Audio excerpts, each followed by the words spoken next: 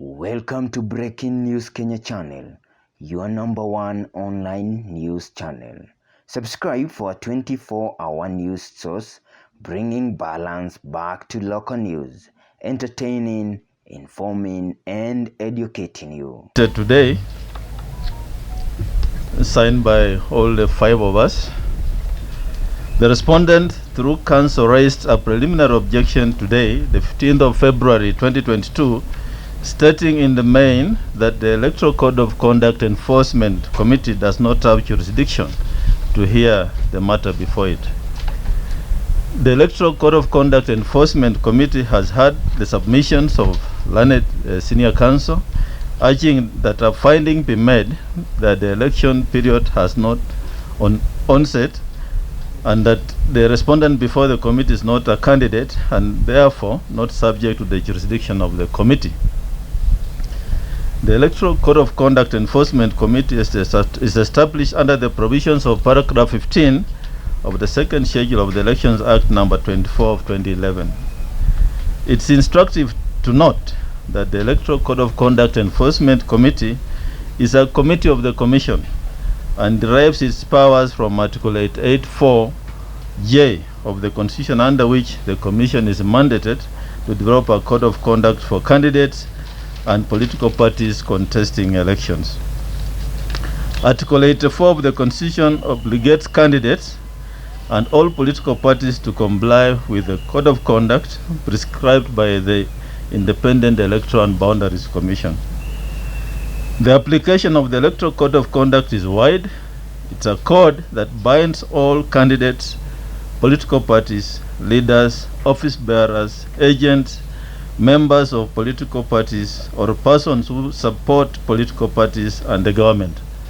The object of the code is to promote conditions conducive to the conduct of free and fair elections and a climate for tolerance in which political activity may take place without fear, coercion, intimidation, or reprisals. The Electoral Code of Conduct has a lifetime.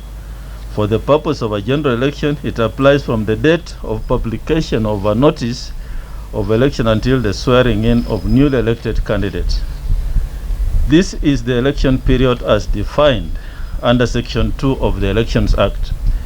The notice for the 2022 general election was published on the 20th of January 2022 by special issue of the Kenya Gazette Notice Volume CXXIV number 14, and thus makes the committee and its operations alive and recognizable in law. Clause 6A of the code requires that during the election period, political parties, members of political parties, and indeed all those bound by the Electoral Code of Conduct must publicly and repeatedly condemn violence, intimidation, and avoid the use of hate speech, language, or any kind of action which may lead to violence or intimidation, whether to demonstrate party strength, gain any kind of advantage, or for any other reason. In addition, Clause 6.1 of the code requires that all persons bound by the code should reassure voters with regard to the impartiality of the commission and the secrecy and integrity of the ballot.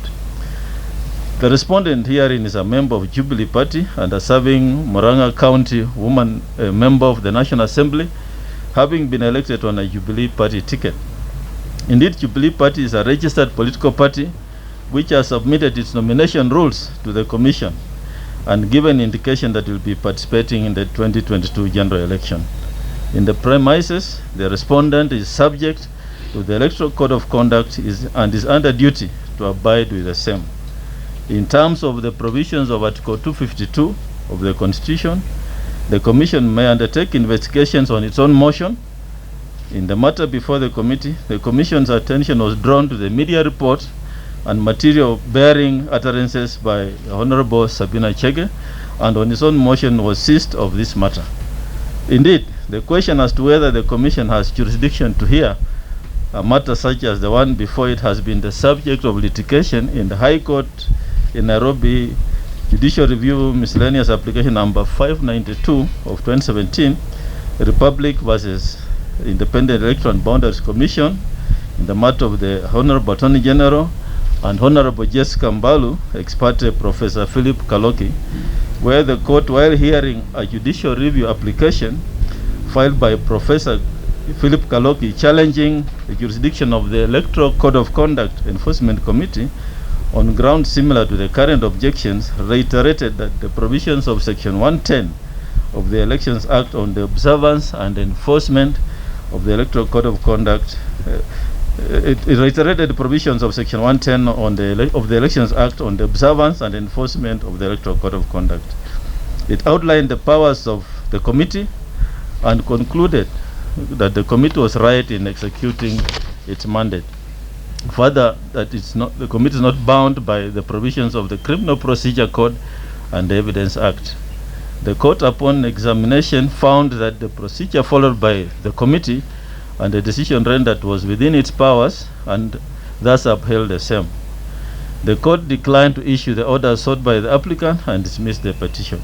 Morning, we accompanied our colleague to appear before the Committee of the Electoral Commission, presided over by the Chairman of the Electoral Commission, Mr. Chebukati, on purported accusations relating to utterances which have been assigned to the Honorable Member and our colleague, Honorable Sabina Chege.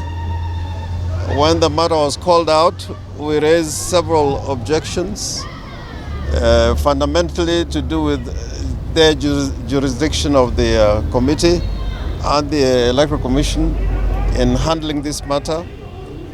Unfortunately, they have decided that they have jurisdiction. In making that decision, they only dealt with one ground. We raised 5 or more grounds as to why this matter should not proceed before the committee. But all we can say now is that we are getting the necessary material, including the decision, the clip, which is in possession and custody of the Electoral Commission. The legal team will sit down and look at this material and make a decision on the way forward. But I want to say this without fear of contradiction. If ever there was a person who is advocating and promoting the spirit of the handshake and the desire to have one nation called Kenya, an indivisible nation, it is Honorable Sabina Chege. She has been going all over the Republic, speaking the language of peace and unity, and to our consternation, she's been summoned before the Commission to answer to utterances which, when you look at it properly, they don't amount to the accusations that the Electoral Commission is presenting to us. Those presentations are out of context. The full text of what she said has not formed the basis of the breach that the Electoral Commission is talking about. And therefore, we are going to mount a challenge, and a big one,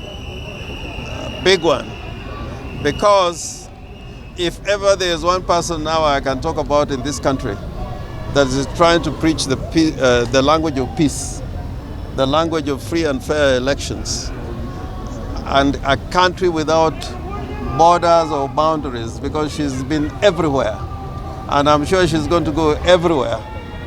That person is Honorable Sabina Chege. Therefore, we will keep you abreast of what, as a legal team, we are trying to do. But I just want to assure my sister that this is your hour as a hero of this country. The whole country is proud of you, and you've got the whole country behind you. And you've got a competent legal team behind you. Absolutely. And you've got colleagues, some of them who are here, Olekina, Babu, Utiende, and us. Kanini Kega. Wanga was there, Elachi, and many more who would have come this morning.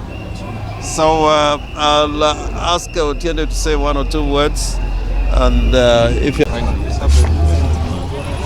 let me just put it this way, that we all know that the Iebc was found to have conducted the election of 2017 in an unquestionable manner, where the Supreme Court in itself declared that election null and void. So really, what the Iebc should be doing now, instead of targeting the Honorable Sabina Chege, is opening the server which they refused to open. Number two, I want to tell and speak directly to Mount Kenya region. These are signs that there is a lot coming in terms of making sure that your people do not progress in this country. The Honorable Sabina Chege, all that she has been doing is to advocate the spirit of the handshake.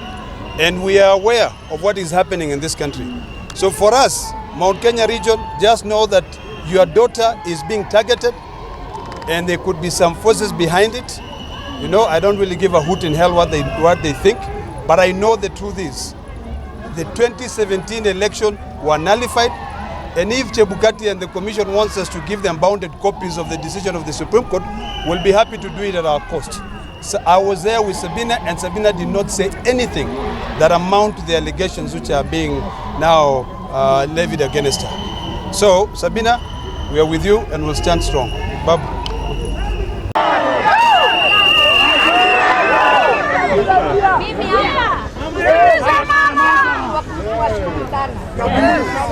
I just want to thank you for coming and standing with me. I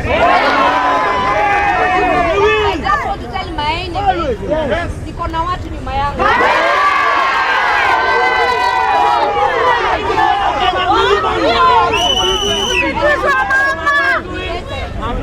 So tutakuja hapa Tuesday, vile vile watasema. Mungu awabariki sana na nawapenda sana.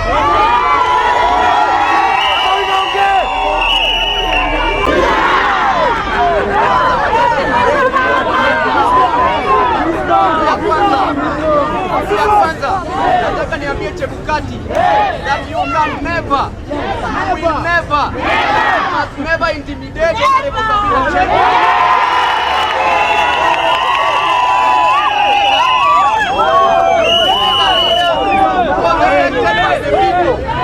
And is working for the people and for the people. Chebukati, you have other important duties to do. You must organize for election. We are fair election. We will disappoint you and appoint somebody else.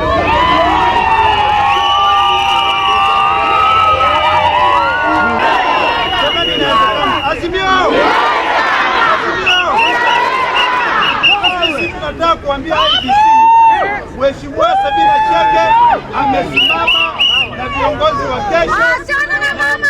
Mahali ambayo